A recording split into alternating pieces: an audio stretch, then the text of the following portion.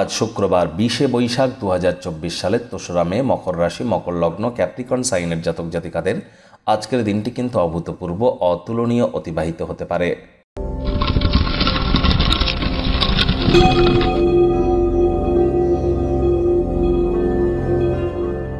ভিডিওটির শুরুতেই স্ক্রিনে আপনারা দেখতে পাচ্ছেন দেবী মহালক্ষ্মীর প্রণাম মন্ত্র। ওম শ্রী মহালক্ষ্মী চ বিদ্মহে বিষ্ণুপত্নাই চ ধীমহি তন্ন লক্ষ্মী প্রচোদয়াৎ। আজ শুক্রবার দেবী লক্ষ্মীর কৃপা পাওয়ার জন্য সন্ধেবেলায় স্নানাদি সেরে লাল রঙের আসনে মা লক্ষ্মীর ঘটের সামনে বসে আপনারা এই মন্ত্রটি কিন্তু অন্ততপক্ষে 21 বার জপ করে মা লক্ষ্মীর কাছে নিজের যা যা চাওয়া পাওয়ার আপনি চান, অবশ্যই আপনার মনস্কামনা পূর্ণ হবে। কারণ বৃহস্পতিও কিন্তু এখন শুক্রের গৃহে প্রবেশ করেছে।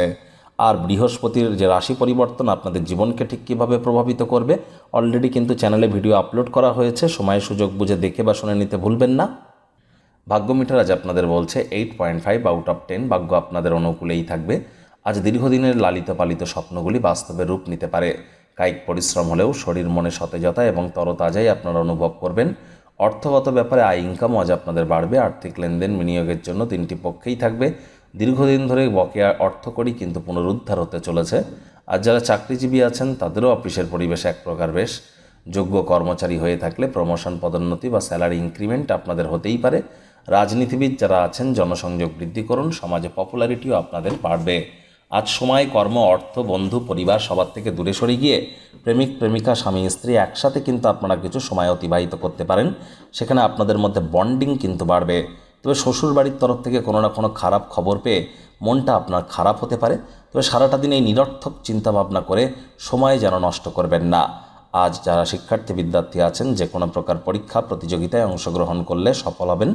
উচ্চশিক্ষার জন্য যারা বিদেশ যাত্রার কথা ভাবছিলেন, ভাগ্যদেবীও আজ আপনাদের পক্ষেই আছেন। হাউস ওয়াইফ যারা আছেন গৃহের কর্ম সম্পূর্ণ করবার পর নিজের জন্য পর্যাপ্ত পরিমাণে সময় সুযোগ আপনারা পেয়ে যাবেন। গৃহের সৌন্দর্যায়নের জন্য খাটাখাটনি করতেই পারেন।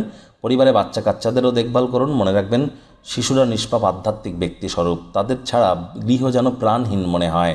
বাচ্চারা গৃহে উদারতা এবং আনন্দ প্রদান করে, তাদের সাথে কোয়ালিটি টাইম পাস করুন। আপনারও মানসিক প্রফুল্লতা নিশ্চিতভাবে বাড়বে, এ বিষয়ে কিন্তু কোনো সন্দেহই নেই। তবে আবারও বলছে, দীর্ঘদিনের কোনো মনস্কামনা আজ কিন্তু পূরণ হতেই পারে।